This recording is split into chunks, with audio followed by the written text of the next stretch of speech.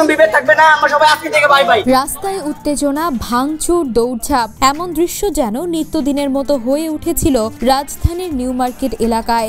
ঢাকায় ideal city ও ঢাকা কলেজের শিক্ষার্থীদের মধ্যে বারবার সংঘর্ষে আতঙ্কে থাকতেন পথচারী ও ব্যবসায়ীরা, কিন্তু এবার বদলে গেল চিত্র। সেই একই শিক্ষার্থীরা একে অপরকে মারামারির বদলে ফুল হাতে জানাচ্ছেন অভিনন্দন।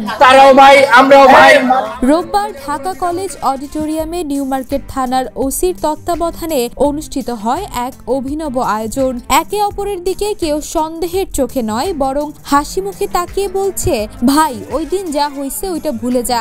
ফুল হাতে এক শিক্ষার্থী জানান, যেখানে প্রতিদিন মারামারি হতো আজ সেখানে মিষ্টি ভাগাভাগি হচ্ছে, ভাবতেই ভালো লাগছে। প্রতিদিনের সংঘর্ষ, রাস্তা আটকে উত্তেজনা কিংবা বাস ভাঙচুরের মতো ঘটনা যেন অনেকটাই অতীত হয়ে গেল এই উদ্যোগের মাধ্যমে। উপস্থিত ছিলেন 3 কলেজের শিক্ষক প্রতিনিধি, থানার কর্মকর্তা সহ স্থানীয় গণ্যমান্য ব্যক্তিরা।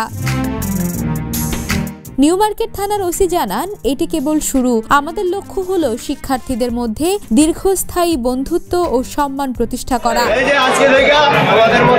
তবে প্রশ্ন থেকেই যায়, এই শান্তি চুক্তির ফুল কি সত্যি বন্ধ করবে আগের রক্তগরম সংঘর্ষ, নাকি কিছুদিন পর আবারও দেখা যাবে তাদের একই রাস্তায় মুখোমুখি দাঁড়িয়ে?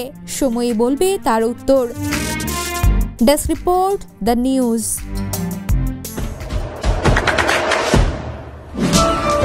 দেশে দেশে সবার সাথে, দ্য নিউজ।